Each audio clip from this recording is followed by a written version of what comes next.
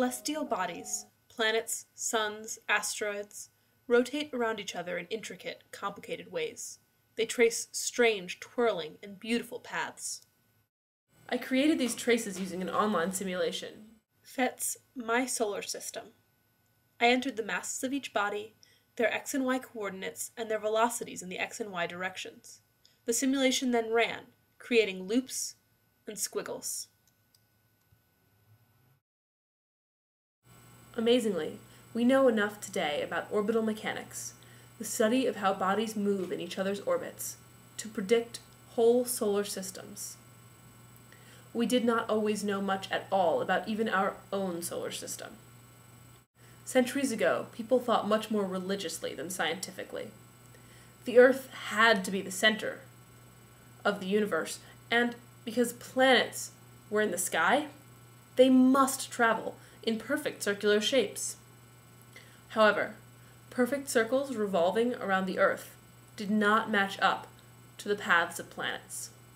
Ptolemy, who made observations about planets between the years 127 and 141 AD, said that planets move in little circles on a bigger circular orbit.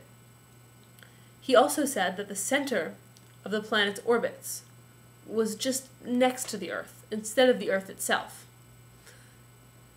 In the early 1500s, Copernicus realized that putting the sun as the center of the planet's orbits made everything make much more sense. But he didn't say anything until just before he died, for fear of the church. Despite his radical idea about the center of the universe, he still believed that planets moved in perfect circles. Later that century, Kepler used another astronomer's painstaking observations to study the orbit of Mars. He discovered that Copernicus' model was inaccurate. He realized, after trying many kinds of circular motion, that the only shape that truly fit his data was an elliptical orbit. An ellipse is kind of like a circle that someone sat on. To make an ellipse, use any 2 points. These points will be the foci of the ellipse. Now, choose some length. For each point on the ellipse, the distance between the point and the first focus, plus the distance between the point and the second focus, must be equal to that length. If you draw a line through the foci and the center all the way from one side of the ellipse to the other, you have drawn the major axis. If you draw a line also through the center, perpendicular to the major axis, you have drawn the minor axis. The less circle-like an ellipse is, the more eccentric it is. The eccentricity is half the distance of the minor axis, divided by the distance between where the minor axis hits the ellipse and one of the foci. Kepler wrote 3 laws that explain the motion of a planet. 1.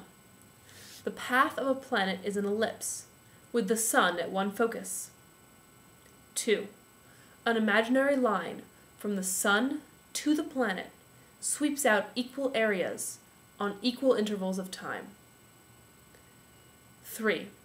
The ratio of the squares of the periods, period is the time to go all the way around a sun, of 2 planets is equal to the ratio of the cubes of their average distance from the sun. But Kepler's laws only work in a system that has a single sun, so massive that all the other bodies orbit around it. The simulation works with planets that rotate around each other, systems with 2 suns, or bodies that are going so fast they fly right out of their orbits and make non-elliptical shapes as they go. The simulation couldn't possibly use Kepler's 3 laws. About a century after Kepler and his laws, a new mathematician entered the scene, Isaac Newton. He found 3 laws of motion. An object that is in motion will continue constantly unless it is acted upon by a force. The acceleration of an object is the force upon that object divided by the mass of the object. For every action, there is an equal and opposite reaction. According to Newton's first law, a planet wants to travel in a straight line. So what is it that makes a planet travel in an orbit instead of flying off in constant motion? There has to be some kind of force pulling the planet towards the center of the orbit. Newton realized this and it led him to figure out a new law, the law of gravity. He explained that the gravitational force between two objects is equal to the masses of the two objects multiplied, divided by the square of the distance between the objects' centers of gravity, and then everything is multiplied by a constant, g, to account for units. Amazingly, Kepler's laws are all a special case of Newton's laws. Kepler's laws occur when the sun is so massive that the center of the entire system is within the sun. In our solar system, this is the case. Although the planets in our solar system make ellipses, there are a few other shapes that planets or asteroids create: circles, ellipses, parabolas, or hyperbolas. Usually, when a planet starts at a high initial velocity and the sun is not really massive, the planet ends up flying off in a hyperbola or a parabola.